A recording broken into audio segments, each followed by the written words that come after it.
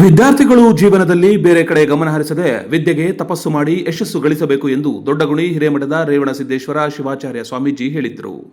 ಗುಬ್ಬಿ ತಾಲೂಕಿನ ಹೇರೂರು ಗ್ರಾಮದ ಶ್ರೀ ಗುರುಸಿದ್ದರಾಮೇಶ್ವರ ಸಮುದಾಯ ಭವನದಲ್ಲಿ ಕರ್ನಾಟಕ ರಾಜ್ಯ ವೀರಶೈವ ಲಿಂಗಾಯತ ನೌಕರರ ಕ್ಷೇಮಾಭಿವೃದ್ಧಿ ಸಂಘ ತಾಲೂಕು ಘಟಕ ಶಿವಬಸವ ನೌಕರರ ಸೌಹಾರ್ದ ಸಹಕಾರ ಸಂಘದ ವತಿಯಿಂದ ವೀರಶೈವ ಲಿಂಗಾಯತ ನೌಕರರ ಸಮಾವೇಶ, ಸಮಾಜದ ವಿದ್ಯಾರ್ಥಿಗಳಿಗೆ ಪ್ರತಿಭಾ ಪುರಸ್ಕಾರ ಹಾಗೂ ನಿವೃತ್ತ ನೌಕರರಿಗೆ ಸನ್ಮಾನ ಕಾರ್ಯಕ್ರಮ ನಡೆಯಿತು.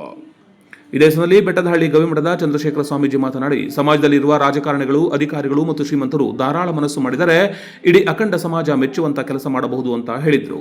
ಆರ್ಥಿಕ ಇಲಾಖೆಯ ಉಪ ಆಯುಕ್ತ ಎಚ್.ಸಿ. ಸೋಮಶೇಖರ್ ಮಾತನಾಡಿ, ಕೌಶಲ್ಯ, ಉತ್ತಮ ಜ್ಞಾನ ಇಲ್ಲದಿದ್ದರೆ ಸಮಾಜದಲ್ಲಿ ಉತ್ತಮ ಜೀವನ ನಡೆಸಲು ಸಾಧ್ಯವಿಲ್ಲ ಅಂತ ಹೇಳಿದರು. ಜಿಲ್ಲಾ ಕನ್ನಡ ಸಾಹಿತ್ಯ ಪರಿಷತ್ ಅಧ್ಯಕ್ಷ ಕೆ. ಸಿದ್ದಲಿಂಗಪ್ಪ ಮಾತನಾಡಿ, ಸಮಾಜದಲ್ಲಿ ಅನುತ್ತೀರ್ಣರಾದ ವಿದ್ಯಾರ್ಥಿಗಳು ತುಂಬಾ ಜನರಿದ್ದು ಅವರುಗಳು ಸಮಾಜದ ಮುಖ್ಯ ವಾಹಿನಿಗೆ ಬರುವಂತಹ ಕೆಲಸಗಳು ನಡೆಯಬೇಕು ಅಂತ ಹೇಳಿದರು.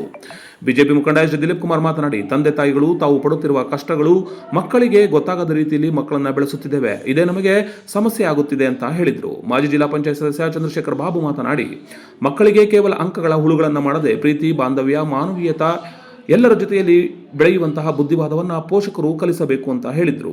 ಕಾರ್ಯಕ್ರಮದಲ್ಲಿ ವೀರಶೈವ ಲಿಂಗಾಯತ ನೌಕರ ಕ್ಷೇಮಾಭಿವೃದ್ಧಿ ಸಂಘದ ಅಧ್ಯಕ್ಷ ಎಚ್.ಸಿ. ಸೋಮಶೇಖರ್, ಪ್ರಧಾನ ಕಾರ್ಯದರ್ಶಿ ದಯಾನಂದ್ ಕೆವಿ, ಶಶಿ ಹುಲಿಕುಂಟೆಮಠ್, ಡಾಕ್ಟರ್ ಪ್ರಸನ್ನ, ಕಸಾಪ ಅಧ್ಯಕ್ಷ ಎಚ್.ಸಿ. ಯತೀಶ್, ನವ್ಯ ಬಾಬು, ಉದ್ಯಮಿ Rudresh, G R. Shivakumar, Thimmegowda, Harish, Girish, Hosalli, KL. Manu, Koppa Jayanna, MB. Shadakshari, Shivashankarappa, ದಿವ್ಯ ಪ್ರಕಾಶ್, ವಿಶ್ವರಾಧ್ಯ, ಡಾಕ್ಟರ್ ಸುದರ್ಶನ್, ಶಶಿ ಹುಲಿಕುಂಟೆಮಠ್, ಪದಾಧಿಕಾರಿಗಳಾದ ಎಂ.ಜಿ.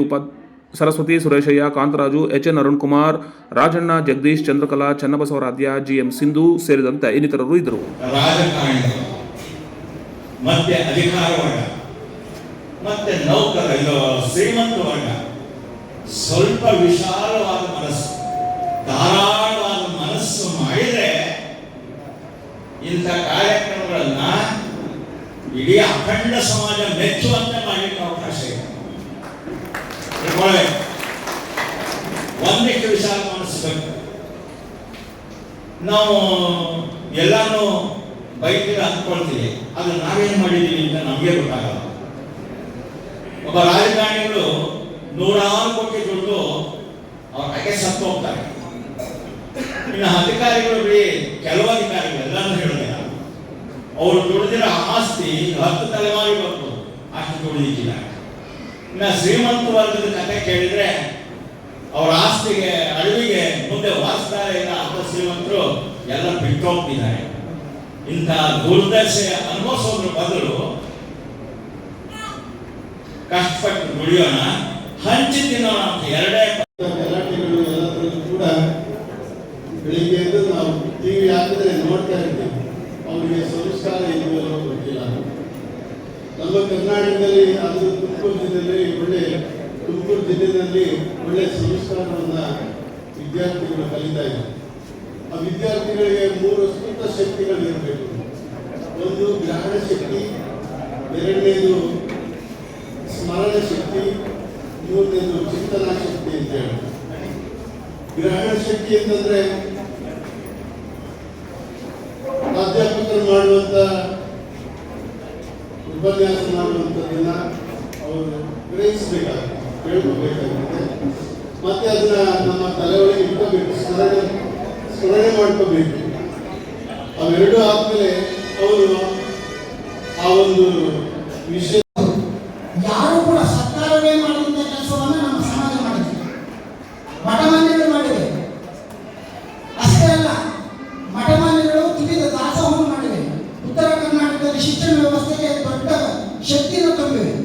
ಇಂಥ ಒಂದು ಸಮಾಜದಲ್ಲಿರ್ತಕ್ಕಂಥ ನಾವು ಬೇರೆ ಸಮಾಜದವರಿಗೆ ಆದರ್ಶವಾಗಬೇಕು, ಮತ್ತೆ ಅವರನ್ನ ಒಪ್ಪಿಕೊಳ್ಳಬೇಕು, ಅವ್ರ ಜೊತೆಗೆ ಹೋಗ್ಬೇಕು.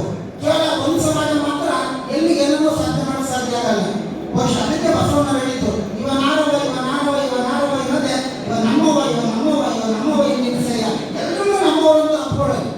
ಮತ್ತೆ ನಿನ್ನ ವಿಚಾರಗಳನ್ನು ತಿಳಿಸು, ಇದನ್ನು ತಿಳಿಸಿದ್ದಾರೆ. ಮತ್ತೆ ಶರಣರ ಆಶಯ ಕರಿಯ ನಿಂತಡವಲ್ಲೆ, ಸಿರಿಯ ನಿಂತಡವಲ್ಲೆ, ಹಿಡಿದಪ್ಪ ರಾಜ್ಯವನ್ನು ನಿಂತಡವಲ್ಲೆ, ಯಾವುದು ಬೇಕಿಲ್ಲ ನಮಗೆ, ನಿಮ್ಮ ಶರಣರ ಸುಳ್ಳುಳಿಯ ಒಂದು ಅರಗಳ.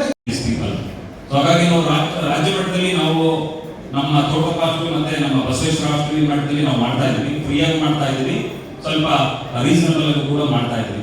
ಸೊ ಅದನ್ನು ಕೂಡ ಸದುಪಯೋಗ ಪಡಿಸ್ಕೋಬಹುದು. Anybody is interested to pursue the government services especially. ಮತ್ತೆ ನಮ್ಮ ಭಾರತದಲ್ಲಿ ಏನಂದ್ರೆ ಈ IIMs IITs ಹೊರಡುಗಳೇ ಕೇಳಿಲ್ಲ ಸುಮಾರು. Indian institute of management, Indian institute of technologies, ಇದೆಲ್ಲ ಬಹಳ ಪವರ್ಫುಲ್ ಸಿಸ್ಟಮ್ ಇದೆ ನಮ್ಮಲ್ಲಿ. ಅದನ್ನ ದಯವಿಟ್ಟು ಮಕ್ಕಳು ಗಮನ ಕೊಡಬೇಕು, ಮತ್ತೆ ಇಂಜಿನಿಯರ್ ಮಾಡಬೇಕು, ಡಾಕ್ಟರ್ ಮಾಡಬೇಕು, ಏನೋ ಒಂದು ಅಫಿಷಿಯಲ್ ಮಾಡಿ ನಮ್ಮ ಕಷ್ಟ ಅವ್ರು ಪಡೋದು ಬೇಡ ಅನ್ನೋ ಮೇಲೆ ಹೊಟ್ಟೆ ಬಟ್ಟೆ ಕಟ್ಟಿ ನಾವು ಬೆಳೆಸ್ತಾ ಇದ್ದೀವಿ. ಒಂದು ನಾವು ಎಲ್ಲೋ ಒಂದು ತಪ್ಪು ಮಾಡ್ತಿರ್ತೀವಿ ಅಂತ ಅನ್ಸುತ್ತೆ. ಯಾಕೆಂದ್ರೆ ನಾವೇನು ಕಷ್ಟ ಬೀಳ್ತಿದ್ದೀವಿ ಅದನ್ನ ಮಕ್ಕಳಿಗೆ ಅರಿವು ಮೂಡಿಸ್ಬೇಕಾಗುತ್ತೆ. ನಮ್ಮ ಅಪ್ಪಾಜಿ ಏನು ಕಷ್ಟ ಬಿದ್ದು ನನ್ನ ಸಾಲ ಸೂಲ ಮಾಡಿ ಓದಿಸ್ತಾ ಇದೆ. ನಮ್ಮ ತಾಯಿ ತನ್ನ ಒಡವೆ ಇಟ್ಟು ನಾನು ಇಂಜಿನಿಯರಿಂಗ್ ಸೇರುವಾಗ ನಾನು ಇಂಜಿನಿಯರಿಂಗ್ ಸೇರಿಸಿರ್ತಾರೆ, ಇಲ್ಲ ಡಾಕ್ಟ್ರಿಗೆ ಸೇರಿಸಿರ್ತಾರೆ, ಯಾವುದೋ ಏನು ಕೋರ್ಸಿಗೆ ಸೇರಿಸಿರ್ತಾರೆ, ಹೇಗೆ ಬೆಳೆಸಿರ್ತಾರೆ ಅನ್ನೋದನ್ನ ಮಕ್ಕಳಿಗೆ ಅರಿವು ಮೂಡಿಸ್ಬೇಕು. ಇಲ್ಲಾಂದರೆ ಅದ್ರ ಬೆಲೆ ಗೊತ್ತಾಗಲ್ಲ. ಕಷ್ಟ ಸುಖ ಸಮಾಜದಲ್ಲಿ ಕಲಿಸ್ಬೇಕು. ಈಗ ಆಧುನಿಕ ಯುಗದಲ್ಲಿ ಏನಾಗಿದೆ, ನಾವು ಮೊಬೈಲ್ ಮಾರುವಂಬಿಡಿ, ಯಾರ ನೋಡಲಿ ಮೊಬೈಲ್, ಹಳ್ಳಿಕಟ್ಟೆ ಮೇಲೆ ನೋಡಿದ್ರು ಅವರೇ ಮೊಬೈಲ್ ಇಟ್ಕೊಂಡಿರ್ತಾರೆ. ಮಕ್ಕಳು ಮನೆಗೆ ಆಸೆಗಳಿರತಕ್ಕಂಥ ಎಲ್ಲ ಸಮಾಜದ ಮುಖಂಡರುಗಳೇ ಮತ್ತು ಈ ಒಂದು ಕಾರ್ಯಕ್ರಮದ ಕರ್ತೃಗಳಾದಂತಹ ಮುದ್ದಿನ ಪ್ರತಿಭಾನ್ವಿತ ಮಕ್ಕಳೇ, ಪೋಷಕರೇ ಮತ್ತು ಮಾಧ್ಯಮ ಸ್ನೇಹಿತರೆ, ಇದು ಬಹಳ ವರ್ಷದಿಂದ ಗುಬ್ಬಿ ತಾಲೂಕಿನ ನೌಕರರ ಸಂಘದ